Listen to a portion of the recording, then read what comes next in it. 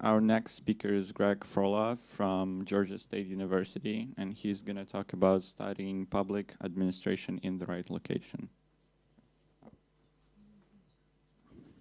Hi, I will probably break this marathon of perfect English speaking with my Atlanta street accent. And yeah, my name is Greg. I will tell you more about maybe not like a general experience, but about my personal experience in MPA program in the city of Atlanta in Georgia State University. And I'll probably start from the beginning, the process of admission, and how I felt during this time. When I'm an alumni with Georgia State, but also with a Fulbright program. And when I was applying for the Fulbright, actually I knew nothing about what the MPA program is. And I just, wanted to go for a cool Western education for free and, get all this experience and then get a boost for my career. And when I was filling the application, of course, I put there, in a place where you should put the preferred university. Of course, I put there like Columbia or Kennedy School and Harvard, and a bunch of such schools where you can get only if you're like got a bunch of money or if you're like the most special man in your country. Maybe I was just a little bit less than the most special. So I get to Georgia State, and I get to Georgia State by the decision of the International Institute of Education. At the point I received my letter, I never heard about this university. So the first thing I did is looked into the list of 100 best universities in the United States, and I didn't find it there.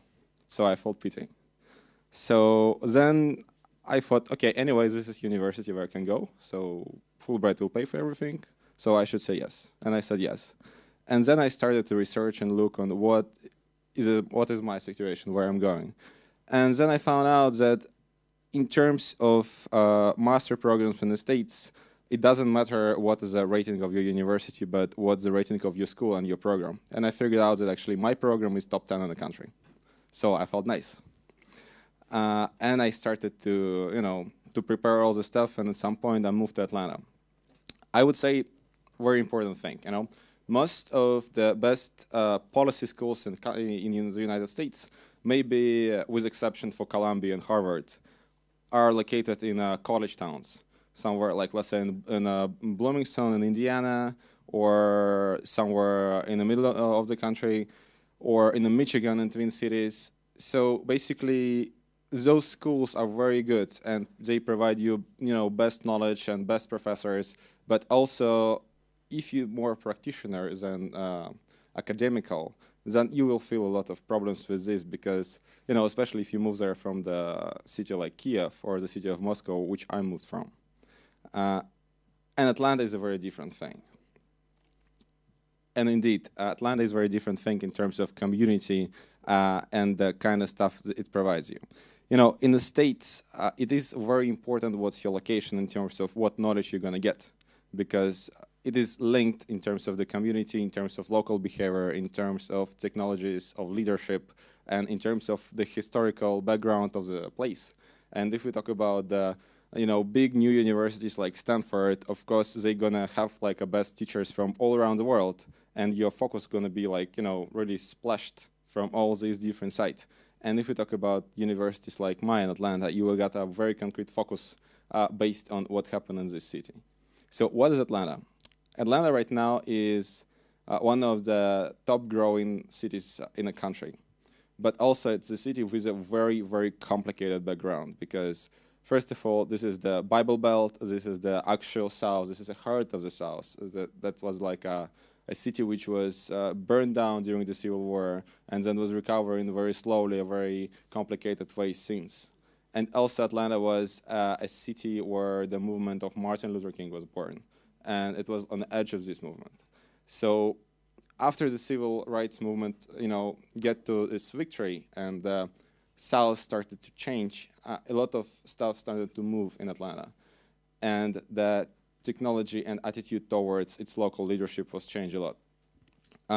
My school in Georgia State University called Andrew Young School of Policy Studies, and it's named after Andrew Young, who was one of the closest allies of Martin Luther King, and who was the guy who was basically doing advocacy with the state for Martin Luther King's movement.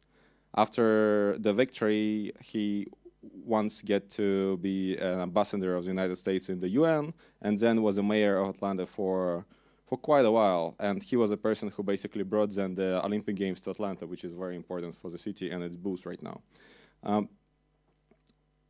So this guy was basically a mayor, and he is now in the name of my university. Another mayor of Atlanta is now in the name of the School of Policy Studies in the Georgia Tech University.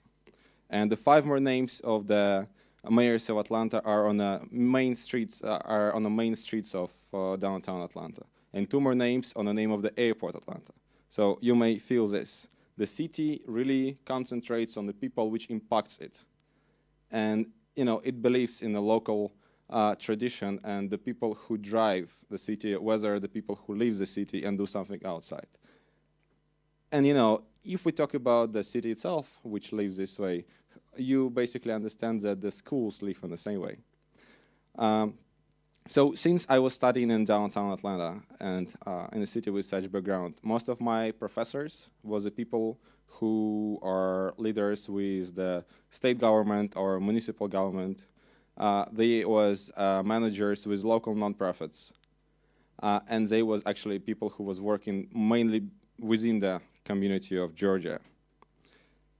Who was my classmates? That was basically young and maybe not that young professionals who was working within the same institutions, but who just needed a boost with more knowledge, with more experience from more experienced leaders just to grow their career. When I just arrived to the university and I was talking with my classmates, I had basically more or less 2 answers. The first answer, on the question, why are you on MPA? The top answer was, well, I need MPA to become senior in my position in the state government, because there are requirements for the people in the state government to become senior or to become a senior advisor or something. And the second answer in the top was because I want to change the world, because I was still in a nonprofit school. In a school with nonprofit concentration. And that's how it goes. I was surrounded by the people who are all concentrated on their career paths, whether this path was within the government or within the nonprofits, which are now impacting on maybe same region sometimes. But also, Atlanta is famous for 3 big think tanks and humanitarian organizations which act, of course, on a way bigger geography. And that was one of the main employers for the people who were studying at my university, and particularly in my school. So this is basically how it works. And this is a very interesting environment.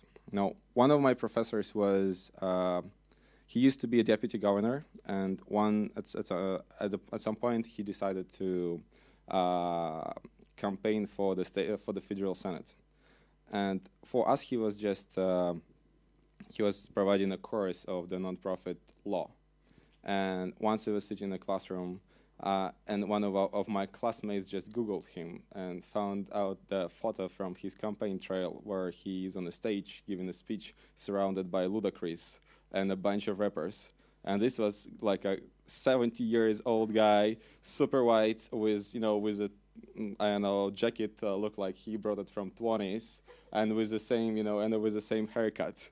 And this was the guy giving the speech with Ludacris, because it was all around. It was all about integrity, and that's very interesting.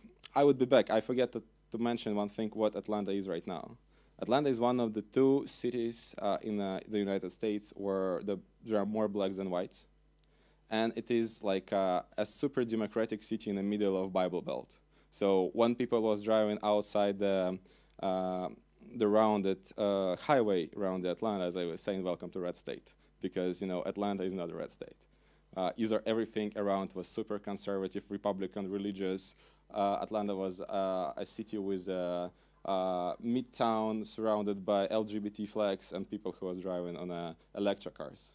So you may feel how the education was improving and how it was involved in the society there in Atlanta and how it was splashes all around. And of course, with year to year, all the counties which were surrounded by the city was getting better and better because the city was taking it under control. The more educated people was moving there to drive the local administrations and to improve the local problems. If you are in a if you are an MPA program somewhere, let's say in Washington D.C., then you probably going to be concentrate on foreign policies. And if you are an MPA program somewhere in Atlanta, you will more concentrate on the problems of social justice, or on the problems of municipal improvements and transformations, or on urban planning and on gentrification of the territories, which is, I guess, very interesting for the Kievans right now because the city is getting into this. And that's how it works. So when you look for the program you would like to study it, I'm not sure if there are people who actually want to go for MPAs or for the public administration, but I hope so. Just think what you want, because if you want to be, if you want to go to academia and then go to PhD, then of course go to the small, nice country